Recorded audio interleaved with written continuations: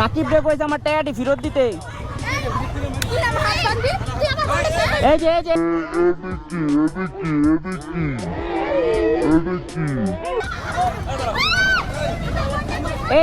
এটা কি ছিল? আর থাকা গেল না স্বস্তি। এবার শুধু তর্ক বিতর্ক না, ডিরেক্ট রাস্তাঘাটে মহিলা গ্যাং নিয়ে মারামারি শুরু করে দিয়েছে অনলাইনের কিছু বস্তি। কিছুদিন আগে রাকিব হোসেনের ডাস্টবিন থেকে তুমুল তর্ক বিতর্ক করে বের হয়ে গেছিল যারা, আজ রাকিব হোসেনের নারী গ্যাংয়ের কবলে পড়ছে তারা। এগুলো হাজারো গালি দিয়ে করতে পারবা না ঠিক, এরা উঠাইছে বস্তি থেকে, এরা যাইবই বস্তির দিক। এইভাবে রাস্তাঘাটে মারামারি করতে দেখা যায় শুধু তাদের, বিবেকে একটু বাধা দেয় না টয়লেট ব্লক করতে যাদের। আশায় ছিলাম এগোরে থেকে যাইবই এইগুলা দেখা, কারণ এদের জন্মই হয়েছে টয়লেটের ভেতর থেকে। আসলে একে অপরকে নিয়ে অনলাইনে তোমরা যাই কিছু নাই বলো, আসলে কে কতটা ভালো সময় টিভির একটা ভিডিওতেই দেখা গেল। আসলে এই বস্তিগুলো একটাও যোগ্য নাই অনলাইনে থাকার, কারণ এদের থেকে টয়লেট ব্লক ছাড়া কিছুই নাই শেখার। আর একটা জিনিসও শিখতে পারো এদের দেখে, রাস্তাঘাটে কিভাবে মহিলা গ্যাং নিয়ে মারামারি করতে হয় এটাও শিখতে পারো এদের থেকে। সময় টিভির একটা ভিডিওতেই দেখা যায় অন্তরার পরিবার কতটা ভালো, এই থেকেই ধারণা করা যায় অন্তরা কেমন হতে পারে, কারণ ওই ঘরেই কিন্তু অন্তরার জন্ম হয়েছিল। এদের ব্যাপারে এই ভিডিওতে সবকিছু বলবো খুলে, দেখতে পারবা এই ভিডিওর মূলে।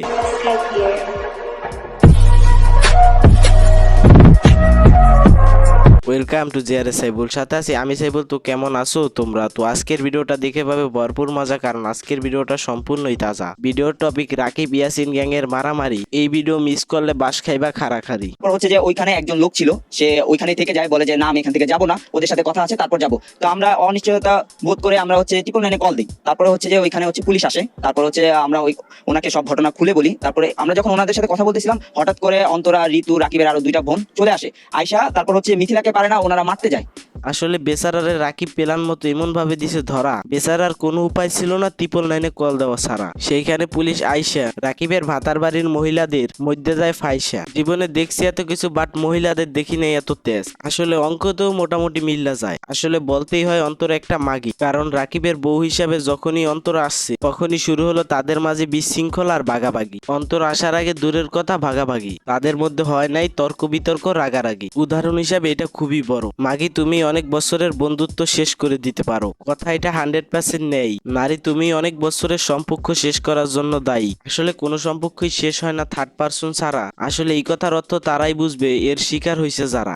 একজন ছিল অপরিচিত, যে পরিচয় দিছে অন্তরার বান্ধবী বা এলাকার ভিত্তিক যে পাওয়ার থাকে, কোন একটা মামার পাওয়ারে উনি হচ্ছে আমার হাত ধরে, ডান হাতটা ধরে পিছনে নিয়ে গিয়ে মোচড় দেয়। তো অবশ্যই মোচড় দিলে পুরো শরীরটা অবশ্যই হয়ে যায়। সেই মুহূর্তে অন্তরার বড় বোন সুমি মেবি, উনি আমাকে ফোন দিয়ে এখানে একটা আঘাত করে, আর হচ্ছে খামচিতে যার দাগ এখন আমার আছে। আসলে তেমন কিছু শোনার নাই তার কাছে। আসলে তারা যেন কেমন ব্যবহার করছে সময় টিভির একটা ভিডিওতেই দেখা গেছে। আসলে সময় টিভির আর একটা ইন্টারভিউ দেখলাম, যেখানে ইয়াসিনের ইন্টারভিউটা ওরা ওদের মতো করে ভাঙ্গাইতেছে। আসলে তাদের মতো ইয়াসিনের প্রত্যেকটা কথাই মিথ্যা ছিল। আসলে ঘটনাটা কেমন ছিল ওইটা তোমাদের ভাঙ্গানোর কোনো দরকার নাই, কারণ আমরা তোমাদের মতন, আমাদের মাথায় ব্রেন আছে ভাই।